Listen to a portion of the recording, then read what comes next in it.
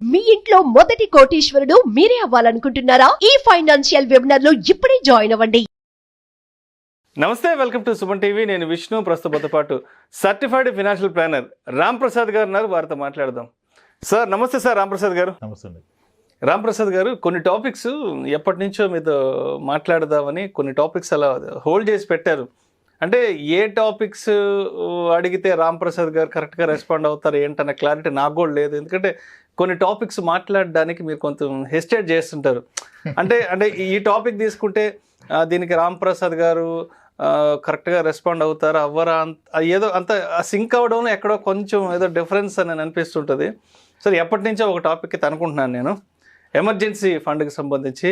And ఈ మధ్యకాలంలో ఎక్కడ చూసినా ఎవరు చూసినా సరే ఎమర్జెన్సీ ఫండ్ అంటే అత్యవసర నిధి గురించి మాట్లాడుతున్నారు.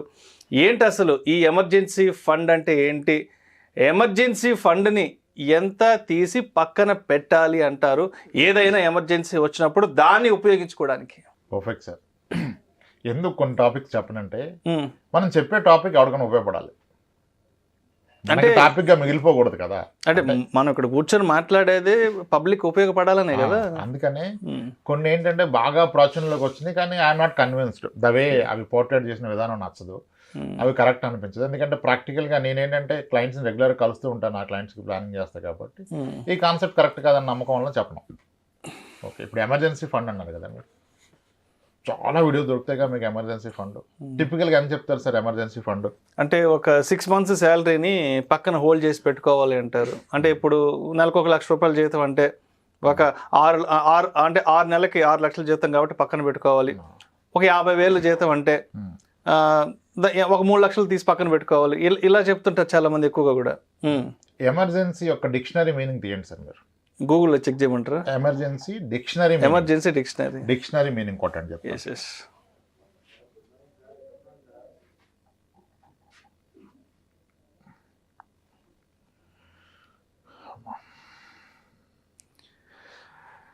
ఎమర్జెన్సీ డిక్షనరీ మీనింగ్ అని గూగుల్లో టైప్ చేశాను రాంప్రసాద్ గారు. A serious unexpected and often dangerous situation requiring immediate action అని ఉంది. ఏంటి సార్ అది? ఎంత గొప్ప పదాలు ఉన్నాయి ఇక్కడ. సీరియస్, అన్ఎక్స్పెక్టెడ్, ఇంకేంటి dangerous situation requiring immediate action. అది కదా ఎమర్జెన్సీ అంటే. ఒక వ్యక్తి లైఫ్ లో ఏముంటాయి sir? Serious, unexpected, immediate action, dangerous ఏముంటాయి చెప్పండి? ఏముంటాయి ప్రాక్టికల్గా? అంటే మనం ఏదైనా ప్రమాదం జరగడము, ట్రావెల్ చేసేటప్పుడు ఏదైనా జరగడం, ఏదైనా కార్డియాక్ అరెస్ట్ టక్కని కుప్పగొలిపోవడము, ఇప్పుడు వచ్చాడు బ్రెయిన్ స్ట్రోక్ వచ్చి పడిపోవడం కదా. జాబ్ పోవడం ఏమి serious, unexpected, immediately action required కాదు కదా. ఆ జాబ్ పోతే ఇంకో జాబ్ వస్తుంది, ట్రై చేస్తే కాస్త 4 రోజులు రిలాక్స్ అవ్వచ్చు కదా. మరి దానికి 6 నెలలకి సరిపడా ఖర్చులు పక్కన పెట్టుకుని సంబంధం ఉందా సార్? దీన్ని కదా అడ్రస్ చేయాల్సిన ఎమర్జెన్సీ ఫండ్. ఇప్పుడు సీరియస్, అన్ఎక్స్పెక్టెడ్ అంటే ఏంటి? Accidents, major health issues. ఈ మధ్య కాలంలో బ్రెయిన్ స్ట్రోకులు వస్తున్నాయి అసలు. మరి దానికి 6 నెలల ఇన్కమ్, వీడి ఖర్చులే ఇన్కమ్ కూడా చెప్పట్లా, మీ 6 నెలల ఖర్చులు పక్కన పెట్టిన అన్నాడు. ఇతను 6 నెలల ఖర్చు, నెల ఖర్చు ఒక 50,000, 6 నెలలకు 3 లక్షలు పక్కన. 3 లక్షలు. మరి వీడిగా సీరియస్, అన్ఎక్స్పెక్టెడ్ జరిగితే 3 లక్షలు సరిపోతా? ఇప్పుడున్న రోజుల్లో 3 లక్షలు అంటే ఒక రోజు ఖర్చు, 1.5 రోజు ఖర్చు హాస్పిటల్కి వెళ్తే. నిన్న ఒక క్లయింట్తో మాడుతున్నా, కాకినాడ నుంచి వచ్చారు, పేరు అవసరం లేదు. మీరు చెప్పింది కరెక్ట్ సార్, మా అంకుల్కి 60 లక్షలు అయిపోయింది, పెట్టాక చనిపోయాడు సార్ అన్నాడు. 60 లక్షలు ఖర్చు పెట్టాక చనిపోయారు సార్ అన్నాడు. అది కదా సీరియస్, అన్ఎక్స్పెక్టెడ్. మరి దానికి 3 నెలలు 6 నెలలు సరిపోదు కదా. మీరు చెప్పినట్టు ఎమర్జెన్సీ ఫండ్ అనేది మీ నేచర్ ఆఫ్ వర్క్ని బట్టి మారిపోద్ది. ఇప్పుడు నావీలో ఉంటారు మెరైన్ ఇంజనీర్స్, వాళ్ళకి 6 months జాబ్ ఉంటుంది, 6 months ఉండదు. కాబట్టి ఈ 6 months పని చేస్తే నెక్స్ట్ 6 monthsకి డబ్బులు పక్కన పెట్టుకుంటారు. మరి నెక్స్ట్ జాబ్ ఎక్కకపోతే, మళ్ళీ రెన్యూ అవ్వకపోతే కాంట్రాక్ట్, ఆయనకి 2 years ఉండాలి. ఇట్లా మన నేచర్ ఆఫ్ వర్క్ని, జాబ్ని, బిజినెస్ని బట్టి మన ఎమర్జెన్సీ ఫండ్ డిసైడ్ అవుతుంది. అయితే ఇప్పుడు మనం చూసిన ఎమర్జెన్సీ డిక్షనరీ డెఫినేషన్ చూసినప్పుడు, మీనింగ్ చూసినప్పుడు ఇవి కదా డేంజరస్ సిచ్యువేషన్. మరి వాటికి సరిపోదు కదా. అసలు ఆ డేంజరస్ సిచ్యువేషన్ ఏది ప్రొడక్ట్ చేస్తుంది నీకంటే ఒక ఎడిక్వేట్ హెల్త్ ఇన్సూరెన్స్. ఇప్పుడు ఎమర్జెన్సీ ఫండ్ వీడియోను కూడా మిలియన్స్ ఆఫ్ పీపుల్ చూస్తున్నారు. మనం చేసిన హెల్త్ ఇన్సూరెన్స్ వీడియో 3,000 మంది చూడలేదే. అది ఎందుకు నచ్చట్లేదు. విష్ణు రామ్ ప్రసాద్ గారు ఇన్సూరెన్స్ గురించి మాట్లాడితే అబ్బో వెరీ బోరింగ్ టాపిక్. అసలు ఏది emergency? Taking and health insurance is emergency. అది నచ్చదు ఎవరికి. కానీ యాక్చువల్గా మనం అనుకున్న సిచ్యువేషన్ వస్తే ఈ 6 నెలలది 3 నెలలది 1 yearది కాపాడదు సార్, కాపాడదు. అదే చెప్తా, ఎమర్జెన్సీ ఫండ్ కన్నా ముందు all you need to protect is your health. Health uncertainty వస్తే ఇప్పుడు హెల్త్కి 10,000 15,000 30,000 కట్టమంటే ఓహన్ వేస్తారు. ఒక కిడ్నీ ఫెయిల్ అయితే అది life long every year 4-5 lakhs పెట్టాలి సార్. అది పెరుగుతూ పోదు సార్. డయాలసిస్ చేసుకుంటూ రూపాయలు అయినా పెట్టాలి. మనిషి పోడు, బ్రతికే ఉంటాడు. డయాలసిస్ ఎవరి వల్ల అవుతుంది? అది కదా మన కన్సర్న్. ముందు హెల్త్ తీసుకోండి అని చెప్తే ఎమర్జెన్సీ ఫండ్ ఇంపార్టెంట్ కాదు సార్. 3 నెలలు 6 నెలలు ఖర్చులు ఎవరి దగ్గర ఉండవు సార్. ఒంటి మీద బంగారం తీస్తే వస్తుంది, అందరి దగ్గర ఉండదు కదా సార్. లేకపోతే గట్టిగా ఎవడో ఒకటి ఇస్తాడు, ఏ ఫ్రెండ్ ఇస్తాడు 3 నెలలకి 6 నెలలకి. దానికి ఏంటి సార్ ఫండ్? దానికి ఎందుకు డిస్కషన్? అదే వేస్ట్ రా బాబు అంటే దాన్ని ఎక్కడ పెట్టాలని ఒక పెద్ద డిస్కషన్. ఆ ఎమర్జెన్సీ ఫండ్ ఎక్కడ పెట్టాలి? ఎక్కడ పార్క్ చేసి లిక్విడ్ ఫండ్ లో పెట్టు, సేవింగ్స్ లో పెట్టు, అక్కడిక్కడ పెట్టు. ఏంది ఇదంతా?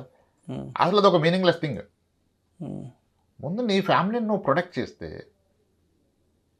ఈ 6 నెలలు 3 నెలలు ఏముంది సార్? ఎవరికి రాదు. క్రెడిట్ కార్డు మీద 6 నెలలకు సరిపడా డబ్బులు ఉండవా? ఒంటి మీద బంగారం ఎందుకు తీయరు? నీకు నిజంగా అవసరం వస్తే నువ్వు అడక్క ముందే మీ ఇంట్లో వాళ్ళు తీసి బంగారం ఇస్తారు నీకు కదా. దానికి ఎక్కడుంది ప్రాబ్లం? అసలు ఎమర్జెన్సీ ఫండ్ ఏమో అర్థమవుతుంది నాకు. అంటే అది కాదు కదా ఇంపార్టెంట్. ఈ 3 నెలలు 6 నెలలు ఏం జీవితాన్ని కాపాడదు సార్. ఎడిక్వేట్ ఇన్సూరెన్స్లు ప్రొటెక్ట్ చేయబడతాయి. వాటికి కావాల్సిన ఈఎంఐ కట్టడానికి రెడీ పెట్టుకోవాలి, డబ్బులు కట్టేసేయాల. ప్రాబ్లం వచ్చిందాక ఎవరు తీసుకోవాలి సార్ పాలసీ. ప్రాబ్లం వచ్చాక పాలసీ రాదంటే రాదు. ఇంకా ఎన్ని కేసులు చూస్తామో ప్రాబ్లం వచ్చాక పాలసీ కోసం పరుగులు పెడతారు, ముందు తీసుకోరు. ఎమర్జెన్సీ ఫండ్ మాట్లాడాలంటే నీకు ఉండాల్సిన కనీస అర్హత నీ ఫ్యామిలీకి మొత్తానికి హెల్త్ ఇన్సూరెన్స్ ఉండాలి. అది కూడా కనీసం 50 లక్షలు పై మాట ఉండాలి. అప్పుడు ఎమర్జెన్సీ ఫండ్ పెడితే that is a meaningful thing. అదేంటో చాలా మంది నాకు కూడా ఫోన్ చేసి విష్ణు హాస్పిటల్లో ఉన్నాము, ఇలా మా ఫాదర్కి బాగాలేదు, ఆ మదర్కి సంథింగ్ అయింది, ఒక ఇన్సూరెన్స్ ఇప్పిస్తావా? నీ దగ్గరికి చాలా మంది ఎక్స్పర్ట్స్ వస్తుంటారు కదా, ఒక ఇన్సూరెన్స్ వేయించరాదు అంటారు. అది నిజమైతే ఇంకెవడ హాస్పిటల్లో బిల్లు కట్టడు కదా, అక్కడ ఇన్సూరెన్స్ డెస్క్లో ఇదే కడతాం కదా ప్రీమియమ్స్. అందుకనే ఎమర్జెన్సీ ఫండ్ అంటే నాకు ఎందుకో మీనింగ్ఫుల్ అనిపించదు. అంటే దానికి అంత ప్రాచుర్యం, అందరూ అదొక స్టైల్ అయిపోయింది. ఎమర్జెన్సీ ఫండ్ పెట్టినా ఎమర్జెన్సీ ఫండ్ పెట్టినా ఏం లాభం? ఎమర్జెన్సీ ఫండ్ పెట్టి నీకు బేసిక్ కవర్స్ ఉండకపోతే. సో కాబట్టి హెల్త్ ఇన్సూరెన్స్, టర్మ్ ఇన్సూరెన్స్ లేకుండా ఎమర్జెన్సీ ఫండ్ ఈజ్ మీనింగ్లెస్. అయినా ఆ ఎమర్జెన్సీలకి ఎక్కడ సార్ 6 నెలలు సరిపోద్ది. ఇప్పుడు సరిగా రోడ్డు మీద వెళ్తున్నాం సార్, ఏమన్నా గుద్దాను సార్, ఆడు కాలు ఎగిరి మొక్క అవతల పడదు అనుకోండి కాసేపు, ఆడి ఫ్యామిలీ వచ్చేసింది, ఆడు సెటిల్మెంట్కి వచ్చాడు, ఎంత అడుగుతాడు మిమ్మల్ని? ఒక 10 లక్షలు. 10 లక్షలు. అది 6 నెలలు ఎమర్జెన్సీ అవుతుందా? అవును కదా. మరి అంత మనీ ఎమర్జెన్సీ ఫండ్లో పెడతామా? పెట్టలేం కదా. మరి సొల్యూషన్ ఏంటి? సొల్యూషన్ మీకున్న నికర ఆస్తుల్లో కనీసం సగభాగం లిక్విడ్లో ఉంటే that it self is emergency కదా సార్. లిక్విడ్ అంటే కొడితే వస్తాయంటే అది ఎమర్జెన్సీ కదా.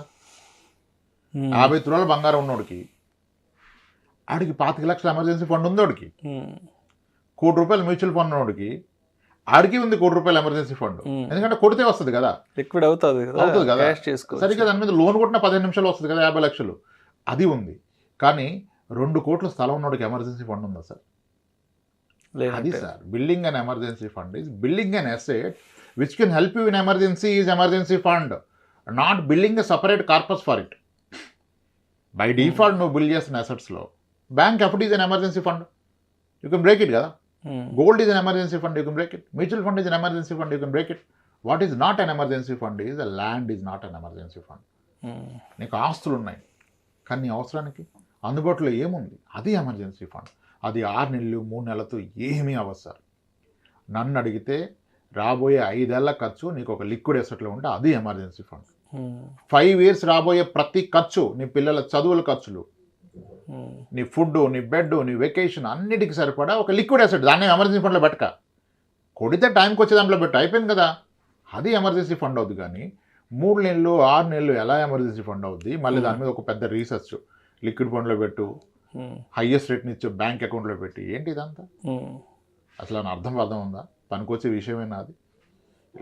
అంటే బుక్ని బట్టి చెప్పడం వేరు సార్, ప్రాక్టికల్గా సిచ్యువేషన్ సినారియో చూడటం వేరు. బుక్స్లో ఒక డెఫినేషన్ ఉంది, contingency fund, emergency fund. No, that's not right. ఒక వ్యక్తి యొక్క జీవితాన్ని అనలైజ్ చేసినప్పుడు, ఒక వ్యక్తి జరిగిన ప్రాబ్లం చూసినప్పుడు మీకు అర్థమవుతుంది ఎక్కడ ఫెయిల్ అయ్యాడో ఆలోచించాలి. ఇప్పుడు మీరు ఒక న్యూస్ వినగానే విని వదిలేస్తున్నారు, అరే ఎక్కడ, వేర్ ఇస్ ది ఫెయిల్యూర్?